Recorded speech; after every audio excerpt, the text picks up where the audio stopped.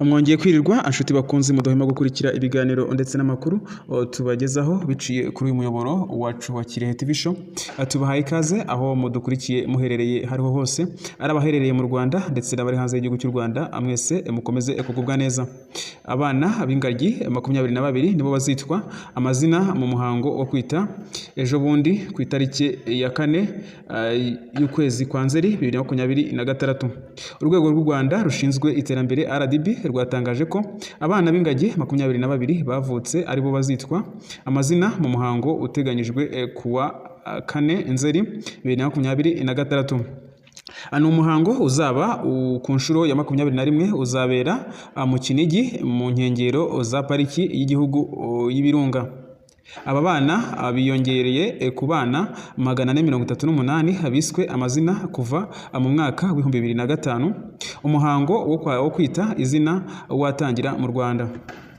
Mu 2025 ubukerarugendo bwinjirije u Rwanda arenga miliyoni 685 z'amadolari avuye kuri miliyoni 647 z'amadolari yinjiye mu mwaka wa 2024. Ni amafaranga yavuye muri ba mukerarugendo barenga miliyoni 149 basuye u Rwanda muri uwo mwaka. Aya mafaranga kandi yaturutse mu bikorwa by'ubukerarugendo bitandukanye byakorewe muri pariki zitandukanye z'igihugu, kuko muri uwo mwaka pariki z'igihugu zose hamwe zasuwe na ba mukerarugendo 155,394. Ni mu gihe mu bikorwa nko kwakira inama mpuzamahanga, kuko mu mwaka wa 2025 u Rwanda rwakiriye inama mpuzamahanga 168 zitabiriwe n'abarenga 31,000 byinjiriza u Rwanda asaga miliyoni 947 z'amadolari.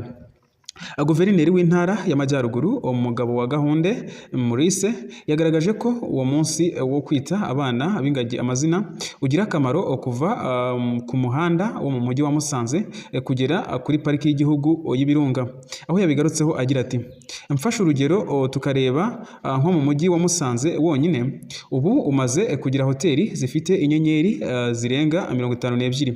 Izo zose zaje kubera ubukerarugendo bumeze neza. Iyo abadusuye baje babona aho barara ntibashobora kugira ikibazo cy'aho bashobora gucumbika. Iyo ni imwe mu bigaragara. Umugabo wa Gahunde yavuze ko umunsi wo kwita izina wungura buri wese mu nzego zinyuranye z'ubuzima bw'igihugu. Biteganyijwe ko uyu muhango uzitabirwa n'abarenga 10,000. Abo bantu bose bakenera ababatwara aho barara ndetse na resitora zizabagaburira, aho yabigarutseho agira ati: usanga buri wese agerwaho n'ingaruka z'umunsi wo kwita izina. Nyuma yo kwita izina tubona ko imibare ihita yiyongera ku basura intara y'Amajyaruguru. Abasura baje kureba ingagi, ariko natwe ntitwicaye, turakora ibishoboka byose kugira ngo umujyi wacu urenge ku gusura ingagi gusa, ahubwo abasura bajye bahamara iminsi bagira n'ibindi basura. Umuyobozi w'ishami rishinzwe kubungabunga urusobe rw'ibinyabuzima muri RDB Mutangana Eugene yagaragaje ko amasezerano u Rwanda rwagiranye na Arsenal FC yo mu Bwongereza yatanze umusaruro, kuko mu gihe cy'imikoranire abasura igihugu biyongereye n'umusaruro w'ubukerarugendo ukiyongera. Yatanze urugero rwa 2025 aho amafaranga yinjijwe n'ubukerarugendo mu mwaka wa 2025 ari miliyoni 685 z'amadolari avuye kuri miliyoni 647 y'amadolari zari zinjijwe mu mwaka wa 2024. Abasuye u Rwanda mu mwaka wa 2025 bagera kuri miliyoni 149. Aho yabigarutseho agira ati: ibi ni ibyo kwishimira, ntabwo bivuze ko ari ubufatanye gusa bwatumye tubigeraho. Hari n'ibindi dukora mu buryo butandukanye, ariko cyane cyane aya masezerano harimo ayo twagiranye na Arsenal yagize uruhare mu kuzamura ubukerarugendo mu mafaranga twinjiza ndetse n'izindi nyungu zishamikiye ku bukerarugendo. Ku wa 14 Nyakanga 2026 Visit Rwanda yinjiye mu mikoranire na Aston Villa. Amasezerano atuma Visit Rwanda iba umuterankunga mukuru uzwi nka principal partner, umufatanyabikorwa mu bukerarugendo uzwi nka official tourism partner, ndetse n'utanga ikawa yemewe n'iyi kipe uzwi nka official coffee provider.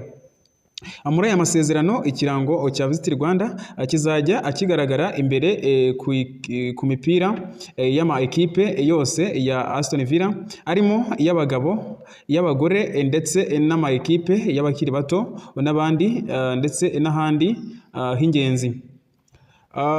Mutangana yavuze ko amasezerano ya Aston Villa nayo yitezwemo umusaruro ushimishije, aho yabigarutseho agira ati kuba twaragiranye amasezerano na Aston Villa ntabwo bivuze ko twavuye hejuru tukamanuka.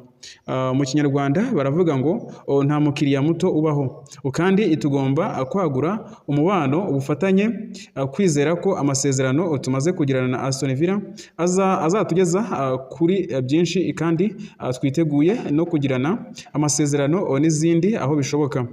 Visit Rwanda isanzwe ifitanye amasezerano na Paris Saint-Germain yo mu Bufaransa ndetse na Atletico Madrid yo muri Espagne.